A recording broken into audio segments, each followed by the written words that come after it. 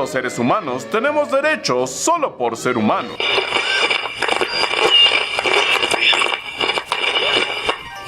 ¿Quién puede prohibir tu forma de pensar? ¿La igualdad es libertad? ¿La información tiene límites? ¿La cultura es un privilegio o es público? Bienvenido a Entre Análisis, un espacio para hablar sobre derechos humanos. ¡Comenzamos!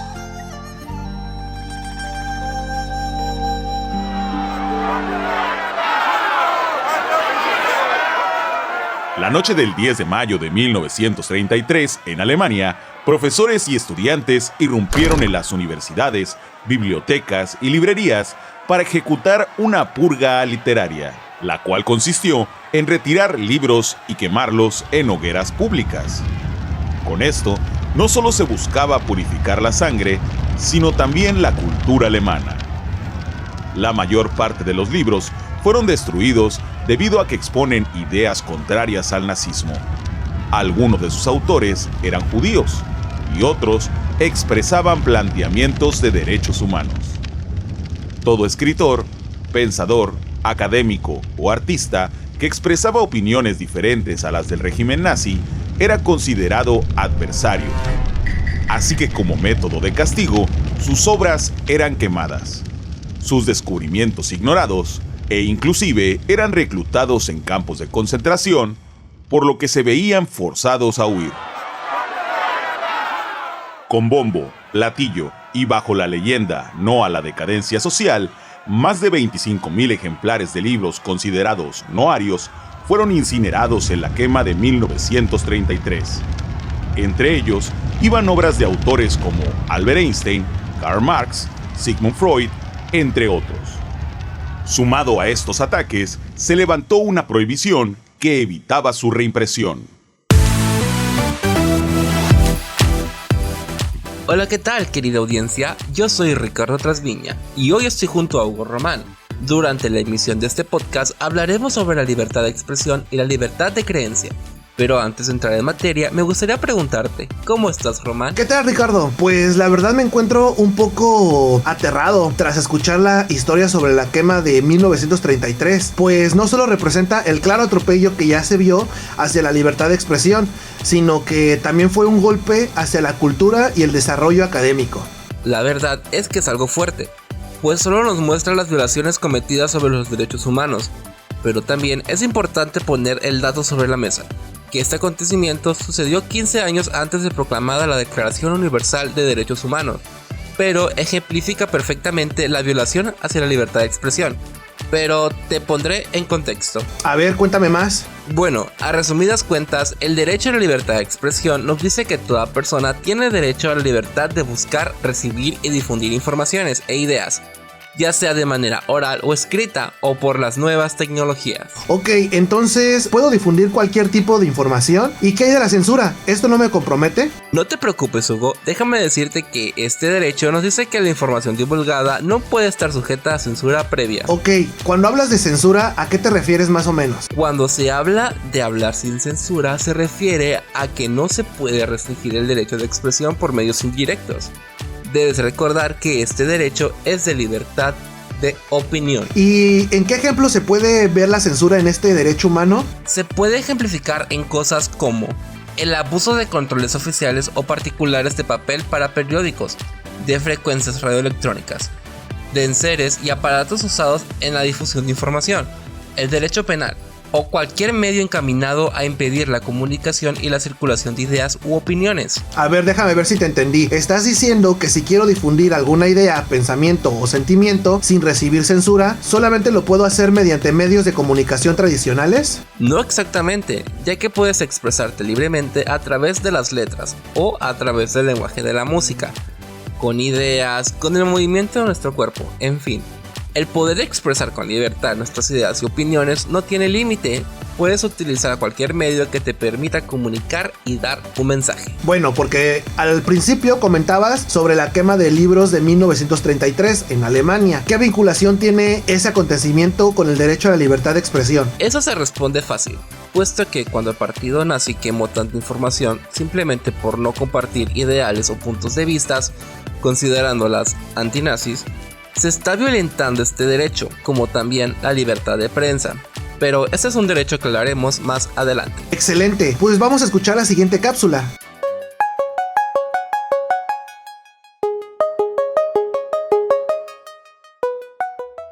¿La libertad de expresión tiene límites? Desde un punto de vista legal y social, sí. La libertad de expresión es un derecho humano siempre y cuando no resulte un principio de daño o delito, debido a que estaría convirtiéndose en un acto punible, y para este tipo de casos existen sanciones legales y la desaprobación social.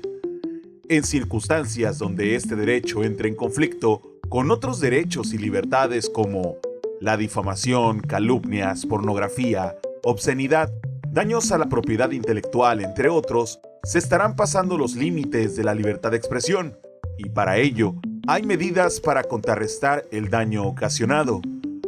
La Comisión Nacional de los Derechos Humanos, a través de la Coordinación General del Programa de Agravios a Periodistas y Defensores Civiles de Derechos Humanos, atiende casos en que algún comunicador es agraviado en el desempeño de su labor por alguna autoridad.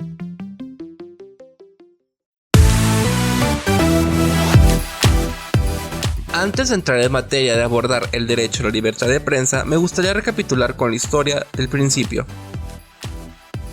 Pues mira, poniéndonos en contexto, cuando los nazis llegaron al poder en 1933, la Constitución alemana garantizaba la libertad de expresión y la libertad de prensa. Vaya, esas son buenas noticias. No exactamente, pues por medio de decretos y leyes, los nazis abolieron estos derechos civiles y destruyeron la democracia alemana. A partir de 1934 se volvió ilegal criticar al gobierno nazi. Con tan solo decirte que contar un chiste sobre Hitler se consideraba traición. ¡Qué situación tan espantosa! Así es, las personas no podían decir ni escribir lo que pensaban. Pero, ¿cómo estaba presente la censura nazi? Pues hacían actos como tomar el control de los periódicos antinazis, controlar las noticias en radio, además que los noticieros prohibían y quemaban los libros de los nazis, los clasificaban como antialemanes. Es un poco triste ver cómo es que se cometían fuertes atropellos hacia los derechos humanos, pero hay que recordar que en esta época no existían estos tipos de mecanismos para defender la convivencia. Eso sí, pero ya que estamos comentando sobre la Alemania nazi, creo que es importante poner sobre la mesa el derecho sobre la libertad religiosa y de culto. ¿Tú sabías que el régimen nazi ponía a las personas en campos de concentración por ser judíos? Sé muy poco del tema, pero sé que eso es verdad. Pues lamentablemente las personas no tenían libertad de culto. ¿Sabías que hay un derecho humano el cual te permite ejercer la libertad de creencia? Honestamente no. Pero a ver, pásame el dato. Antes de entrar directamente en lleno, voy a decirte algunos datos sobre el INEGI. En 2020, en Baja California Sur, el 73.6% de la población es católica, el 11% es cristiano, el 2.3% considera que pertenece a otra religión y el 12.2% se considera sin religión, o sea, ateos. Es increíble pensar el hecho de que exista diversidad de culto y cómo es que podemos convivir sanamente sin que esto sea un impedimento para poder convivir en una sociedad pacífica. Exactamente, y todo lo que dijiste está estipulado en el derecho humano de libertad y de culto. Básicamente nos dice que toda persona tiene libertad para adoptar, profesar, divulgar y seguir una creencia religiosa. O sea que si consideras que sigues una creencia religiosa, ¿estás obligado a seguirla de por vida? No exactamente, este mismo derecho nos dice que si una persona gusta cambiar de religión o creencia, está en toda la libertad de hacerlo. Interesante, entonces, si soy una persona con religión, ¿puedo expresarla libremente? Así es, ya que este derecho nos dice que podemos participar libremente en ceremonias, devociones, ritos, enseñanzas o demás actos de culto. Pero imagino que solo se puede expresar una religión en una propiedad privada, ¿verdad? Aquí mismo aclara que los actos religiosos pueden ser de manera individual o colectiva, ya sea de manera pública o privada. Es muy bueno saber eso. O sea que ¿puedo expresar mis creencias cometiendo actos vandálicos? No, fíjate que ya se establece que hay libertad de culto siempre y cuando esta no afecte la dignidad de las personas o induzca a cometer delitos. Todo lo que me has dicho me ha resultado muy interesante, a la par de saber que México es un país muy rico en materia religiosa y todos podemos identificarnos y expresarnos libremente. Exactamente, me alegra saber que te ha servido la información que te acabo de proporcionar. Ahora es tiempo de seguir con una cápsula.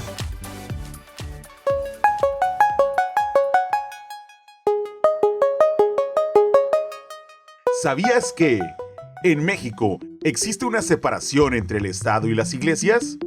Corresponde exclusivamente al Congreso de la Unión legislar en materia de culto público, de iglesias y agrupaciones religiosas, pero a su vez queda prohibido para el Congreso de la Unión dictar leyes que establezcan o prohíban religión alguna.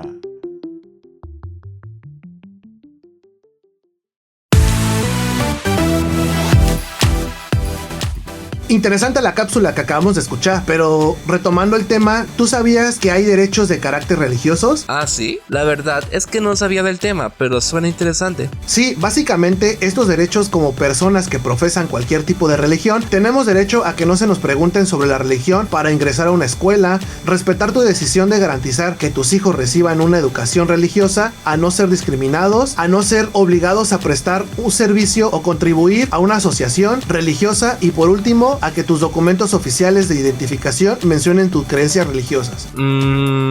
Tengo una duda. Me acabas de decir que como persona que ejerce una religión en México tengo derechos. Pero, ¿qué pasa si estos derechos son violados?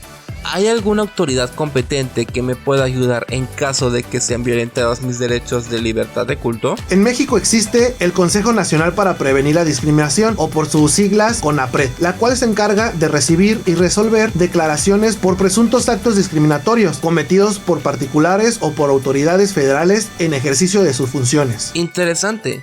Y para poner una queja por actos en contra de mi libre ejercicio de ejercer mi religión, ¿a dónde debo acudir? Para hacer esto tiene muchas opciones, pero la más viable es ingresar a la página CONAPRED, la cual es www.conapred.org.mx. O sea que el CONAPRED es la única institución a la cual puedo acudir para denunciar una queja por discriminación cuando profeso un culto. No, también está la Comisión Nacional de los Derechos Humanos, que puede asesorarte. Interesante, ahora es momento de una cápsula informativa.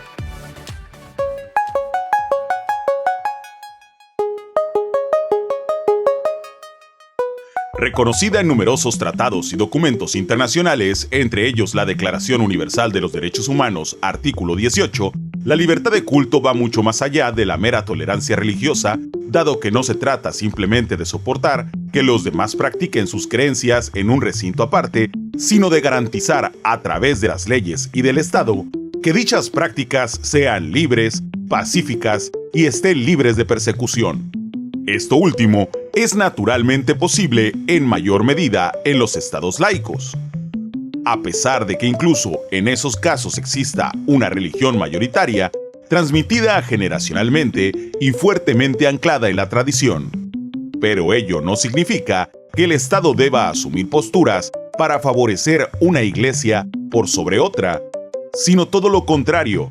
En Occidente, la religión y el culto son asuntos privados, personales e íntimos. Honestamente, me resulta interesante todo lo que hemos hablado en este podcast dedicado a los derechos humanos de la libertad de expresión y el derecho a la libertad religiosa y de culto. Pero ha llegado el momento de despedirnos. Así es, Ricardo, ha llegado el momento de despedirnos, pero no sin antes invitarlos a que sigan escuchando el siguiente podcast, en el cual hablaremos sobre el derecho humano de la igualdad y la prohibición de discriminación. Hasta la próxima.